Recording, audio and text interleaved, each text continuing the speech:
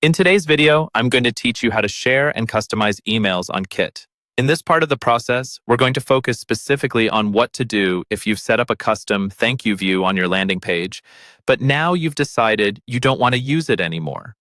Maybe you're simplifying your funnel, switching to a different confirmation method, or you just want to rely on the default behavior instead of managing a separate thank you page. I'll walk you through how to safely remove that custom thank you view so it no longer appears for your visitors. First, go ahead and open your landing page in your Grow account. From the main navigation, head into the section labeled Landing Pages and Forms.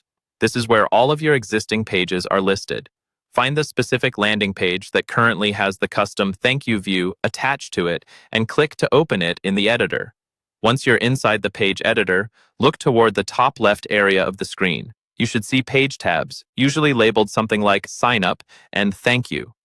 The Sign Up tab is your main opt-in or registration page, and the Thank You tab is the follow-up page that shows after someone submits the form.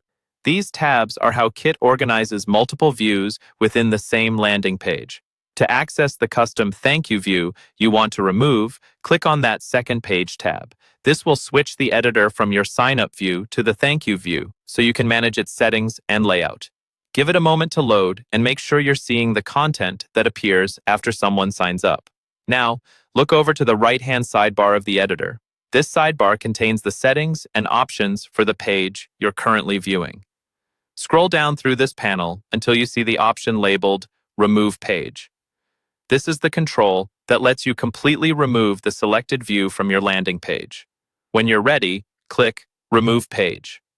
The system will then show a confirmation pop-up to make sure you really want to delete this thank you view. This is an important safeguard because once you confirm, that custom thank you page will be removed and can't be undone without rebuilding it. To finalize the change, click Delete in the confirmation pop-up.